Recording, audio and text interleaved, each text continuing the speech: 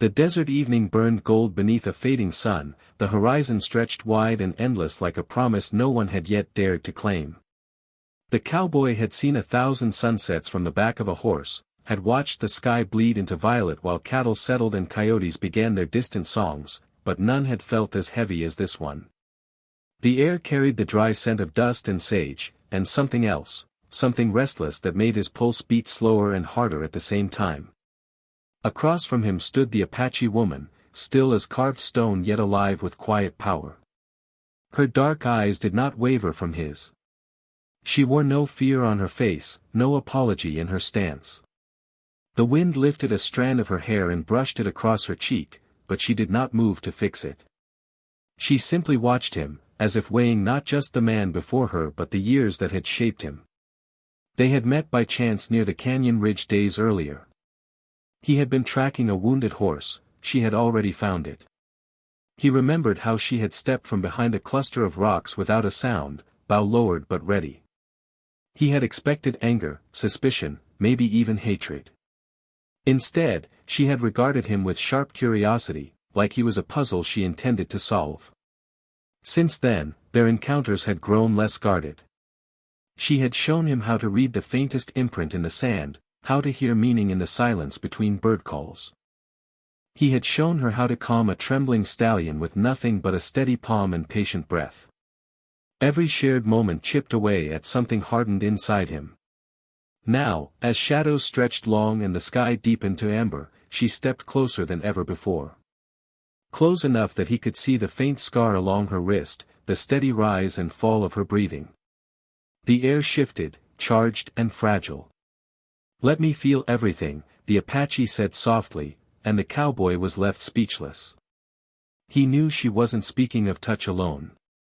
She meant the truth between them, the fear carried by their histories, the anger that had scarred both their peoples, the longing neither dared name. His throat tightened. He had survived gunfights and droughts, burying grief beneath grit and silence. But this simple, fearless invitation, unsettled him more than any storm. For the first time in years, he did not have a ready answer. The wind moved around them, waiting, and so did she. The next morning arrived without mercy. The sun climbed fast and bright, spilling harsh light over the desert as if it intended to expose everything the night had tried to hide. The cowboy had not slept. He had stared at the ceiling of the small bunkhouse, listening to the wind scrape against the wooden boards, hearing her voice over and over again. "Let me feel everything." The words had followed him into the dawn. He moved through his chores with mechanical precision, tightening the saddle strap on his horse, checking the water barrels, brushing dust from worn leather. His hands were steady, but his thoughts were not. He had built his life on control, on knowing when to speak, when to shoot, when to walk away. Feeling everything meant surrendering that control. It meant admitting that the walls he carried were heavier than the burdens they protected him from. He sensed her before he saw her. The desert had grown quiet in a way that told him he was no longer alone.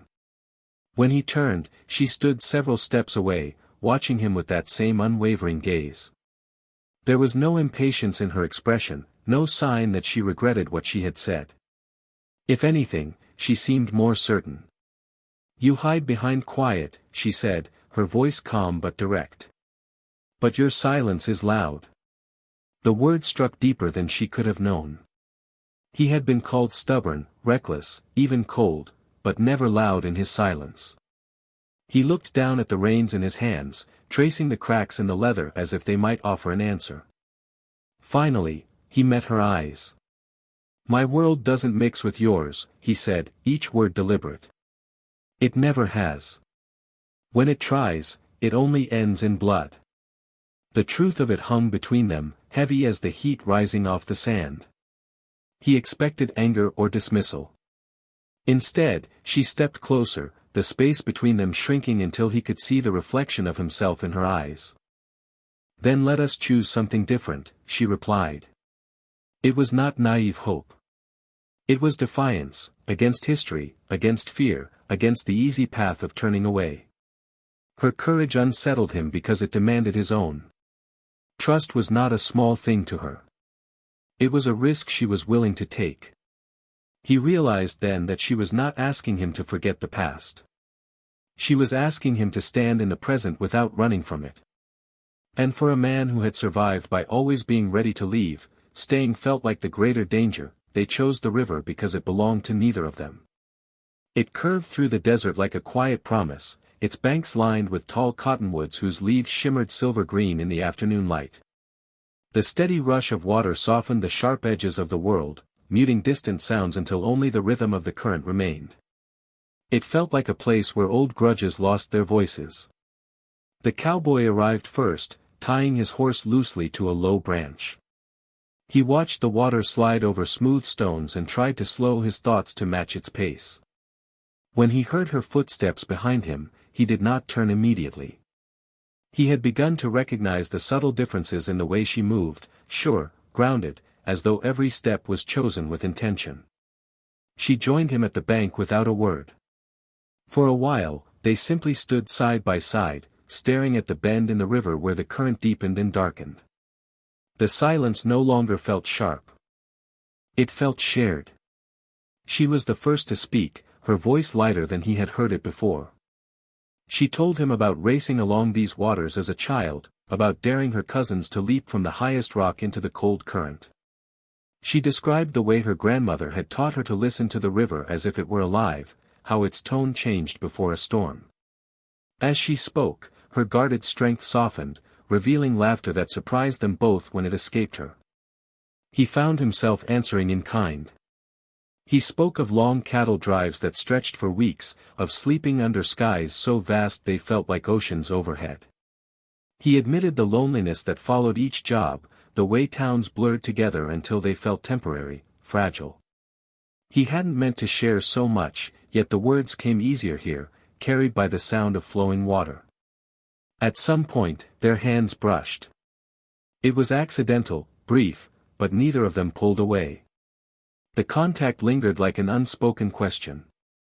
"Do you still fear it?" she asked quietly, her eyes fixed on the river. "Yes," he admitted, the honesty surprising even him.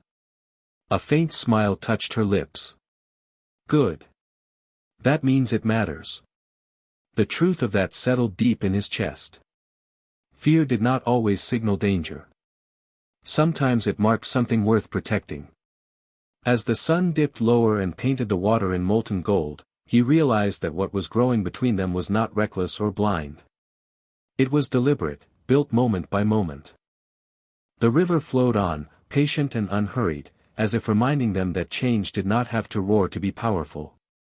Sometimes it simply had to keep moving. Trouble arrived the way it always did on the frontier, quiet at first, then all at once.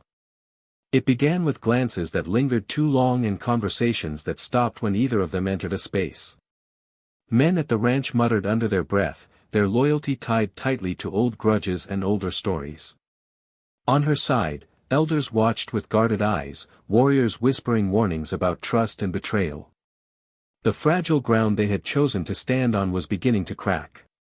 The cowboy felt it most among his own. Around the campfire, laughter dimmed when he approached. One of the older ranch hands finally spoke what the rest would not. "You're forgetting which side you're on," he said, voice rough from years of dust and smoke. It wasn't shouted. It didn't need to be. The accusation carried weight. He didn't answer right away. For most of his life, belonging had meant survival.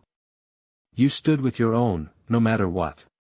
But lately, that certainty had begun to feel smaller than it once did. He found himself wondering what his own truly meant if it required him to deny something honest. She faced her own storm with the same unflinching strength. Some called her reckless. Others warned that history did not forgive softness. She listened, respectful but unmoved. When she finally walked away from the circle of voices, her jaw was set, her gaze fixed on the distant ridge where sky met land. That was where he found her at dusk. The horizon burned crimson, streaked with violet clouds that seemed to mirror the unrest below. The wind was stronger up there, tugging at their clothes, carrying the scent of dry earth and something electric. "They'll never accept it easily," he said, stepping beside her. She nodded once. Nothing worth choosing is easy. For a long moment, they watched the sun sink lower. The world around them felt divided, pulled by lines drawn long before either of them had been born. He thought about the safety of stepping back, of returning to the quiet life he understood. It would be simpler. Cleaner. But it would also be a lie. You said you wanted to feel everything, he reminded her, his voice steady despite the storm in his chest. Her eyes met his, fierce and unwavering. I still do. He reached for her hand, not in secrecy, not in hesitation. Then we face it, he said. All of it. The wind rose, swirling dust around their boots as if the land itself were testing their resolve. Below them, two worlds remained uncertain and wary. But on that ridge, beneath a vast and unyielding sky, they chose not fear, not silence, but courage.